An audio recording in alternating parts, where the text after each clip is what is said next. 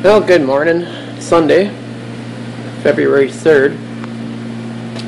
One of my subscribers, I believe it's, oh man, my custom 350Z, I believe is the title. You want to know what the window frame looked like in this car. It's just a steel trim on the outside here. And it's the rubber gasket. And on the inside, I'm not sure I turned on the light before I did this. Oh, let's see here. Get the light on. Get it from under the dash. Alright. And on this side, I don't know if it's going to show up. That's just a steel trim with screws. And if I remember on my 40, the screws go all the way to that outer trim piece on the outside. And it kind of clamps everything together. I didn't take this one apart yet because we're not to the point of changing the glass. Probably won't do that until we decide to do the body work. Because it does need 2 new windshields in it. But they're not too bad at the moment. And we gotta find a rubber gasket. I don't know where. That just made a mess. I don't know where we're gonna find the rubber gasket. So that's why I haven't taken it apart, and I really don't want to take it apart until we get that far. So I hope that helps you. Like I said, I don't know for sure what's all in here. I just know on my 40 it was just this piece and then that inner piece, and it's screwed to this piece, and it's sandwiched everything together. But don't know what the Buick's going to be like. Other than that, back at the wiring. Yippee. Stay tuned.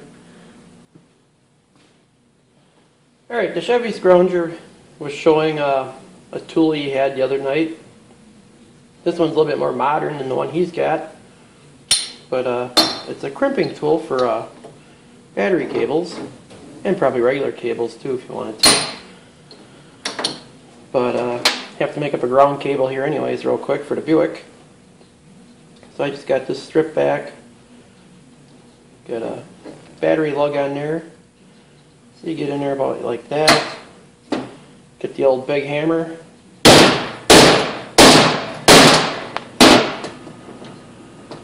And that's that. It crimps it on there like store-bought.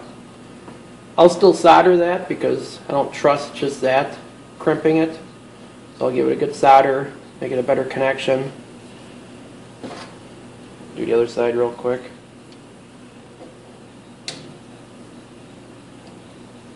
Before I do that, I better get my shrink tubing.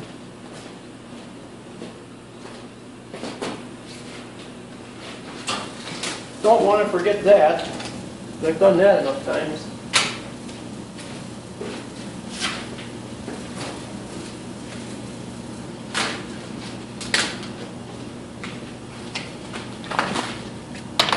Unfortunately, the store was out of the good stuff. All I got is this cheap stuff, which, yeah, it works. It's just not as good.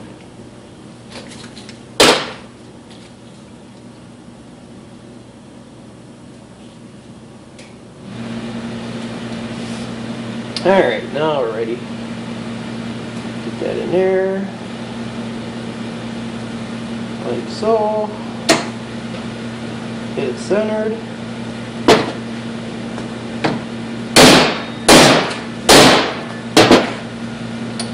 And that is that. Another good crimp. So like I said, I'll solder that and be good as new. Okay, ends are soldered. Both sides. I'm going to let that cool off a little bit. I'll put the shrink tubing on.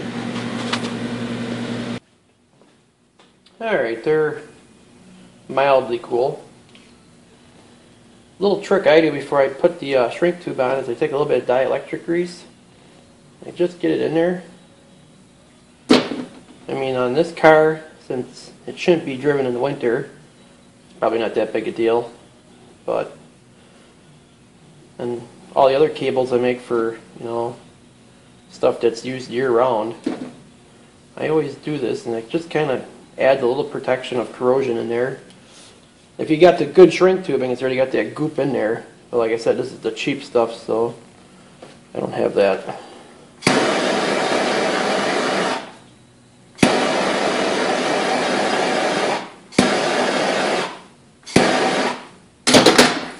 there.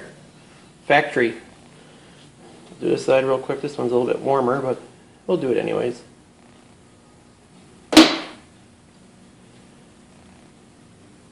But yeah, like I said, I mean, this car shouldn't see salt and calcium chloride and a lot of rain, so I'm not too worried about these cables ever getting rotten.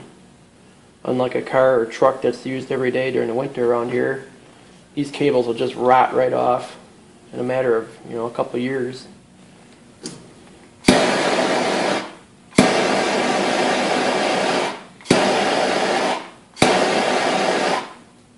And you can tell this is the cheap stuff because it shrinks up really quick.